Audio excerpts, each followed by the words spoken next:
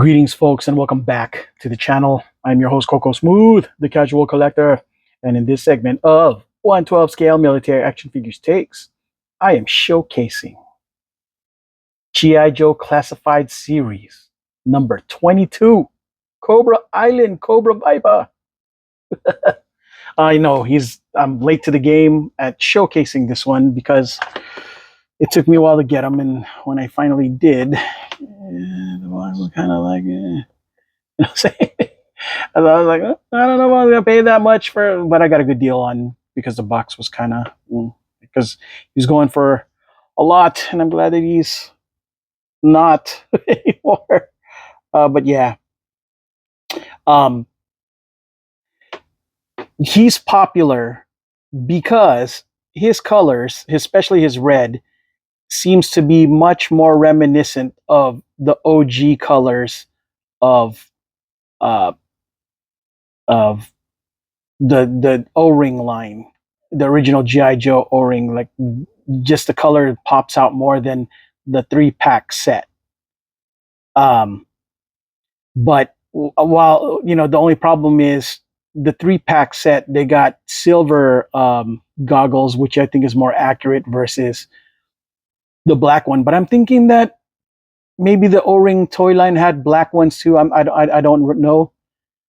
Either way, I think that give or take, the black goggles don't look nearly as clean or sharp or cool as the silver goggles that the 3-pack Vipers have, right?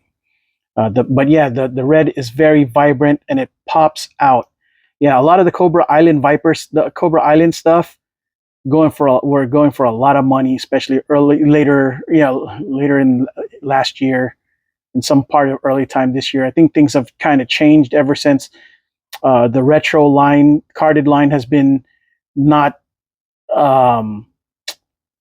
exclusive to Walmart anymore. So I predict that they're going to re-release the Viper in some capacity with the retro card, and it might end up looking similar to this as far as the red vibrant thing go. And of course, it'll probably, I don't know what weapons that they will use. I'm hoping they change it up because I don't remember this being the weapons of the original O-ring Vipers. But yeah, it doesn't come with nearly as many awesome accessories as the ones in the 3-pack, but it's all right. It's it's the what we're trying to get here is mostly the red, because the red is what makes it pop more like the OG style. Now, I didn't really have a problem with the 3-pack version, but a little bit of a completionist in me kind of insisted on getting one with an OG style coloring thing. Plus, I pretty much have most of the Cobra Island stuff, and I just figured I might as well get all the rest of the um, Cobra Island line, because and I couldn't help it. These were kind of on the premium side as far as pricing goes, but they're they look good. I don't blame them. But yeah, Cobra Island guys look pretty good. Um, this I think they work well together, and with the retro line coming out, these guys will have a more distinct way about them, and I have a newfound appreciation for these guys. Even though the retro guys are going to be really cool and awesome, these guys are going to look so different, and they'll be. I have no problem separating them from being, the island boys, because I'm an island boy. I'm sorry. Cobra Island boy.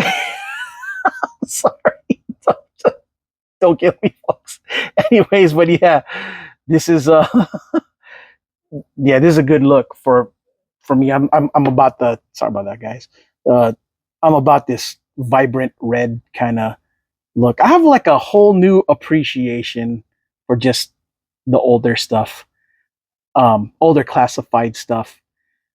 Even with the new stuff coming out, because the truth of the matter is, this is just a personal observation. Uh, I think maybe the quality has kind of dipped a little. I didn't say the aesthetic. The aesthetic is good, but some of the joints, I don't know if it's just because the mold is getting, whatever mold they're using, mold wear is what's probably causing these, I think, QC issues, in my opinion. But overuse of the mold especially for them legs, and arms and hands, it's kind of, it's not as good as some of these. But now, the problem is, what people don't like anymore are the pins. It's a deal breaker for people now. Once they got accustomed to no more pins in the toy culture, they want these phased out, right? But I don't know. I think it's just been my observation that uh, the pins kind of work. I don't know. I'm able to stand these pretty good. I think the only issue I think with this is the ankle rocker. Really, it's not nearly as uh, good as the others per se, and it can be a little top heavy. So you kind of, or back heavy, so it kind of falls back. But yeah, I don't know. What do you guys think? For the people who've been collecting classified for a while, have you guys noticed a trend in like kind of the differences and stuff? I mean, that's what I've started to notice. Anyways, but yeah, I really I appreciate this one.